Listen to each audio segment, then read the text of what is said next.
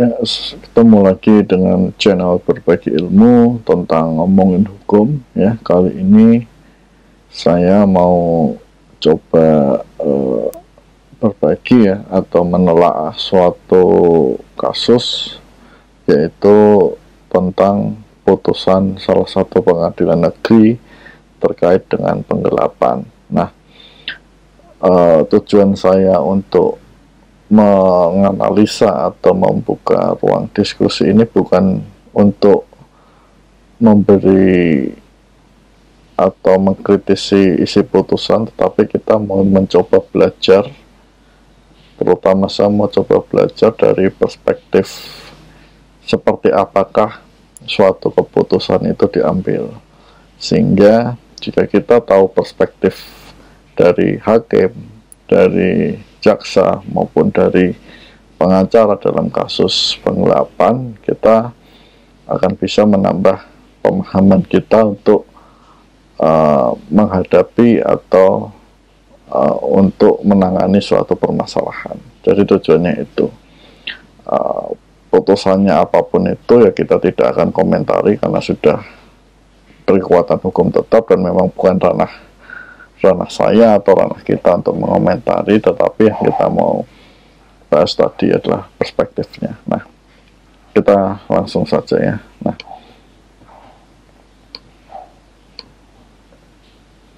ini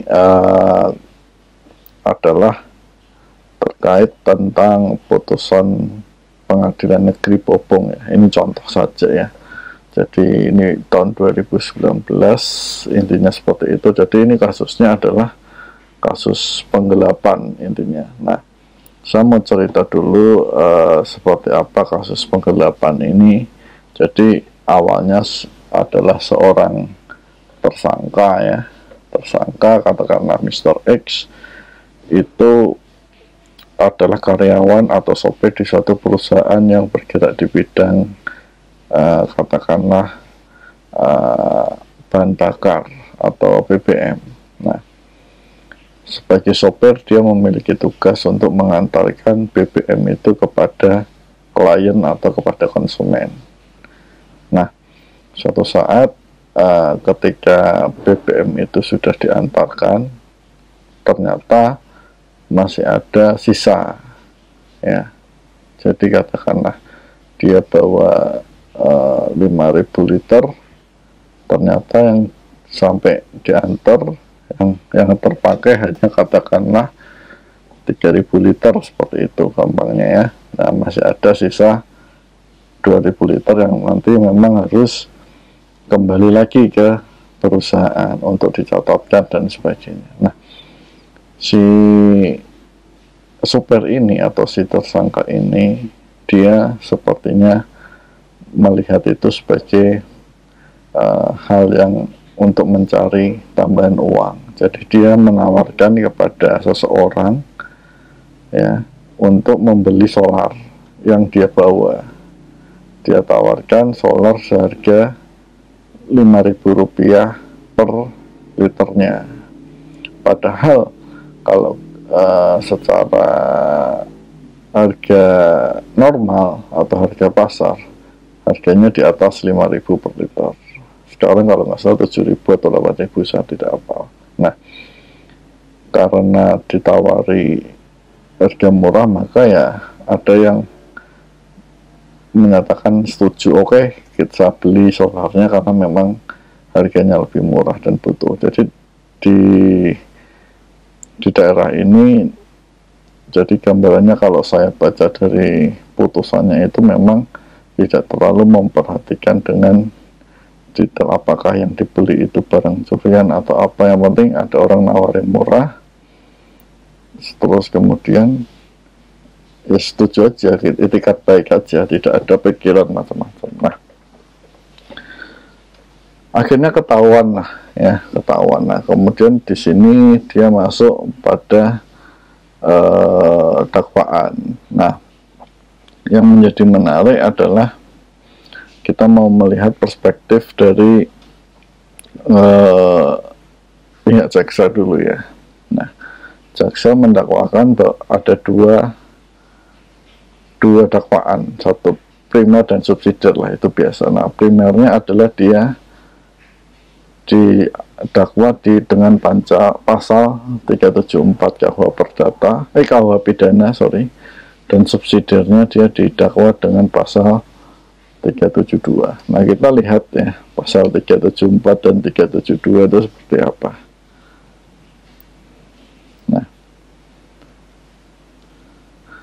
Nah, jadi kalau di sini pasal 372 itu memang pasal pertama dari bab 24, yaitu tentang penggelapan. Di sini tertulis adalah barang siapa dengan sengaja melawan hukum memiliki barang sesuatu yang seluruhnya atau sebagian adalah kepunyaan orang lain, tetapi yang ada dalam kekuasaannya bukan karena kejahatan, diancam karena penggelapan dengan pidana penjara paling lama 4 tahun atau denda paling banyak Rp900. Nah, ini subsidiarnya, tapi primernya diambil di pasal 374, yaitu dilakukan oleh orang yang penguasaannya terbarang hubungan kerja karena pencarian atau karena mendapat upah untuk itu diancam penjara paling lama 5 tahun. Nah, jadi perspektifnya ada dua. Jadi kalau kita coba lihat ya, ini kita sama-sama belajar. Kalau saya melihat dari pihak penuntut umum, kenapa ada dua dakwaan, primer dan subsidiar, itu supaya minimal tidak ada celah yang lolos. Katakanlah di 374 ini nanti ternyata tidak dapat terbukti, minimal pasal umumnya 372 dapat kena. Ya, seperti itu. Jadi strateginya seperti itu. Nah, memang dalam kasus ini ujungnya apa yang didakwakan ini sudah terpenuhi. Nah, cuman kita harus melihat dari perspektif hakim, ya, perspektif hakim. Nah, di sini ada yang namanya bahasa barang siapa dengan sengaja. Nah, kita mau masuk ya perspektif hakim untuk pembuktian apakah item-item atau poin-poin dalam pasal 374 itu memang terbukti atau tidak. Nah, kalau poin-poin dari 374 itu terbukti, maka bisa dijatuhkan hukuman sesuai dengan keyakinan hakim. Tetapi kalau tidak terpenuhi, berarti dia lari ke 372. 372 terpenuhi atau tidak, terpenuhi diputus, kalau tidak ya tidak diputus, diputus bebas gitu. Nah, kalau 374 ya, kita mau lihat perspektif hakim.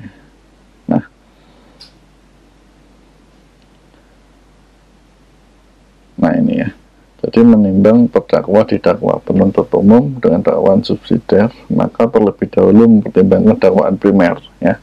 Jadi perspektifnya kalau hakim itu pasti yang primernya dulu, 374 dulu. Unsurnya adalah unsur barang siapa, terus kemudian dengan sengaja dan melawan hukum memiliki sesuatu atau seluruhnya sebagian milik orang lain, yang ada padanya bukan karena kejahatan, yang dilakukan oleh orang yang memegang barang itu berhubungan dengan pekerjaannya.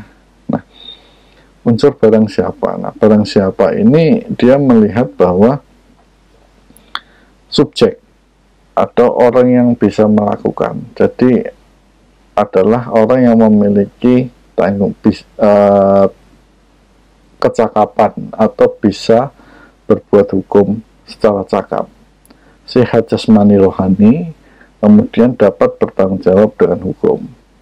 Itu unsur barang siapa dulu. Nah, yang kedua adalah dibuktikan bahwa tidak ada error in persona, artinya bahwa benar yang didakwakan kepada si terdakwa memang itu orang yang melakukan. Nah, pembuktiannya apa ya? Pembuktiannya satu, dia memang benar datang dan mengakui nama dia adalah si terdakwa, sesuai terdakwa. Yang kedua, kondisi badan dia sehat jasmani, tidak ada pernah riwayat penyakit gila atau dalam pengampuan dan sebagainya, sudah cukup umur dan bisa bertanggung jawab secara hukum. bertanggung jawab secara hukum, menurut saya ada banyak hal yang bisa dibuktikan, ya. Dia bekerja, dipercaya sebagai pekerja, itu adalah salah satu bentuk bisa bertanggung jawab secara hukum. Jadi unsur yang barang siapa ini sudah terpenuhi. Nah, kemudian unsur dengan sengaja dan melawan hukum memiliki. Nah, jadi unsur dengan sengaja ini artinya adalah ada sikap kesengajaan atau ada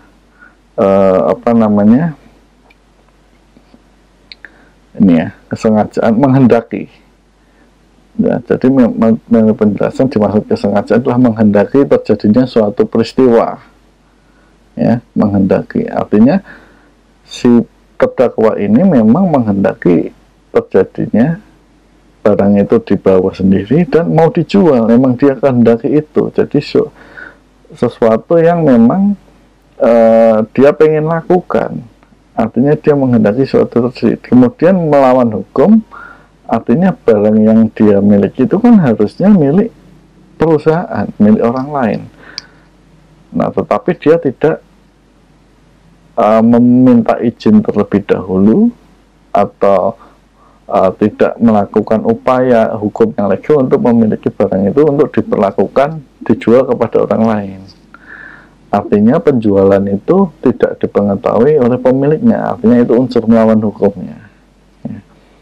Seperti itu. Nah, kemudian yang ketiga adalah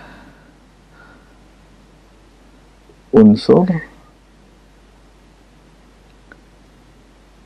yang ada padanya bukan karena kejahatan, ya. Jadi barang itu bisa ada di situ memang karena dia tugasnya sehari-hari adalah sebagai pengantar barang itu. Jadi dia miliki itu memang dia kuasai karena memang pekerjaannya, bukan karena dia mengambil, ya, seperti itu. Nah, selanjutnya unsur yang lain adalah dilakukan berhubungan. Nah, ini sama kan tadi, berhubungan dengan pekerjaannya karena ia mendapat upah uang. Nah, karena dengan menjual barang yang bukan haknya itu tadi, yang memang dia kuasai karena job description dia atau tugas dia sebagai sopir, dan atas penjualan itu dia berharap mendapatkan upah uang sejumlah tadi. Kalau dia jual 5.000 per liter, sedangkan ada 300 liter, ya tinggal dikalikan saja. Sekitar mungkin kalau 300 liter berarti kali 5 berarti 1,5 juta dan sebagainya. Seperti itulah, ya. Nah,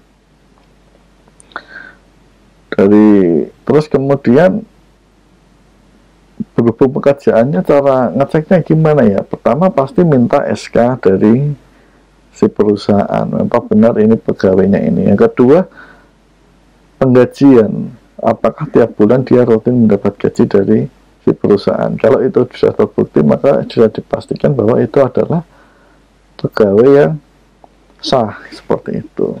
Nah, ya, jadi seperti itu, ya. Kalau saya membaca putusan ini, jadi keempat unsur tadi sudah terpenuhi semua. Nah, ya, jadi kalau memang sudah terpenuhi, berarti tidak perlu lagi kita mengacu pada unsur dakwaan subsidiar seperti itu, ya. Nah, ini kan menimbang bahwa karena dakwaan primer telah terbukti, maka dakwaan subsidiar dan seterusnya tidak perlu dipertimbangkan lagi, seperti itu, ya. Nah, di sini karena memang sudah terbukti semua dan sebagainya, maka dihukumlah.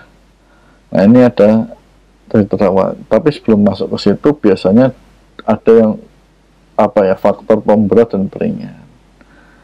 Nah, ini faktor pemberat peringan, ya. Kita bisa lihat yang menjadi pertimbangan majelis ketika memutus kasus ini, ya. Nah, ini kan disampaikan kan bahwa pertimbangan tersebut dan memberikan pertimbangan memperhatikan nilai keadilan hukum, keadilan sosial, dan keadilan moral. maka putusan ini dijatuhkan sesuai dengan rasa keadilan.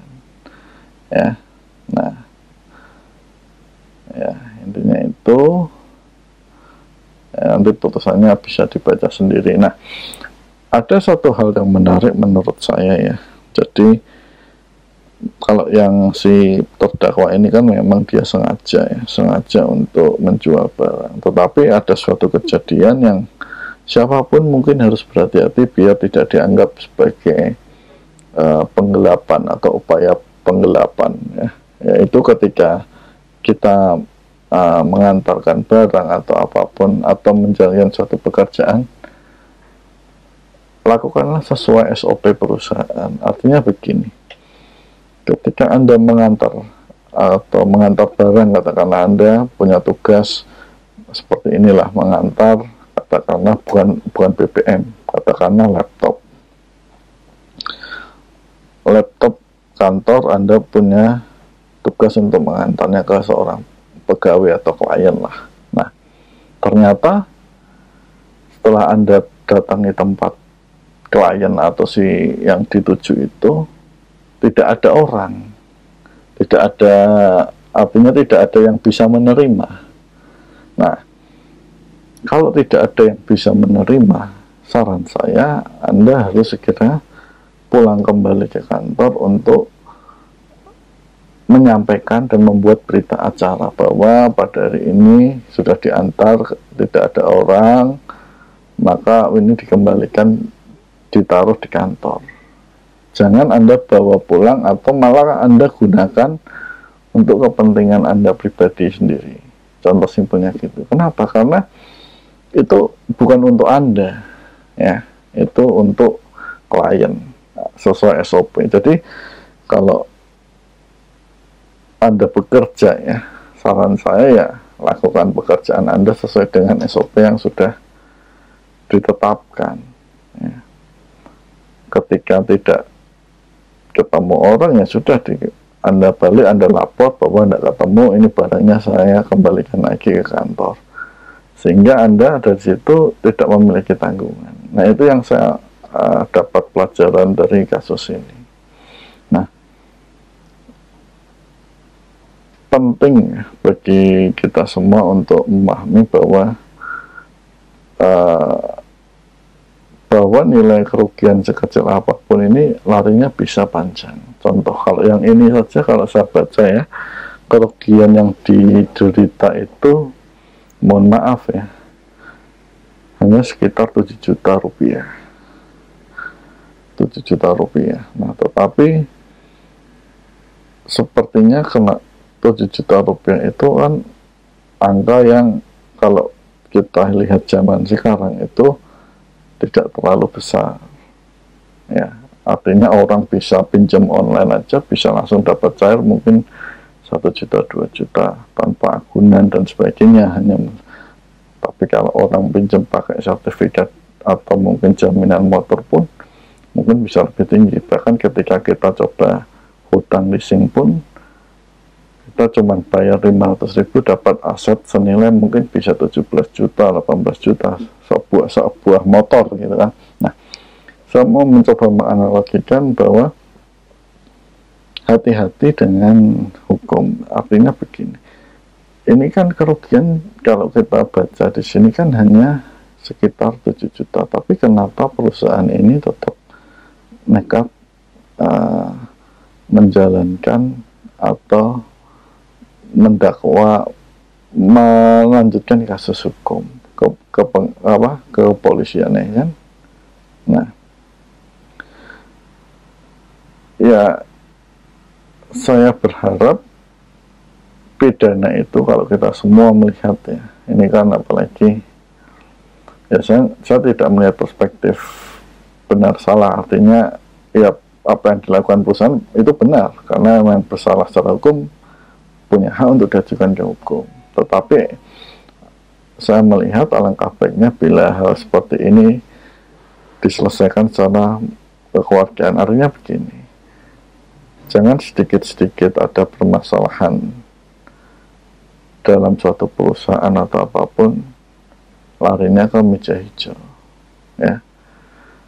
Kalau memang itu kebangetan dan seterusnya, mungkin kalau yang ini mungkin udah kebangetan kali, saya juga nggak tahu ya, itu sebaiknya kalau memang tidak kebangetan ya diselesaikan sekeluargaan.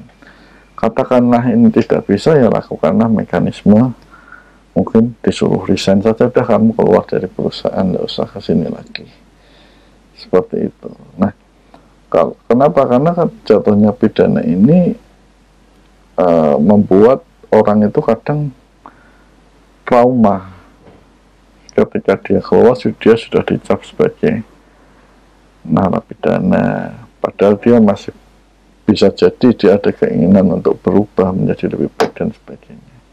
Nah, tapi itu pendapat pribadi ya. Nah, saran saya itu tadi ya, hati-hati dalam bekerja, pahami SOP-nya lah ya, pahami SOP-nya. Nah, itu saja dari saya untuk membahas terkait kasus penggelapan. Mudah-mudahan kalau ada waktu kita mau bahas lagi putusan pengadilan yang lain. Nah, saya mau coba kulik atau coba lihat perspektif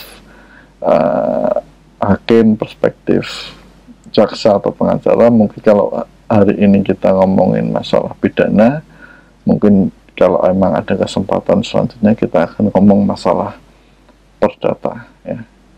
Itu saja dari saya, mudah-mudahan bisa memberikan manfaat, terbuka untuk diskusi. Terima kasih sudah menonton. Assalamualaikum warahmatullahi wabarakatuh.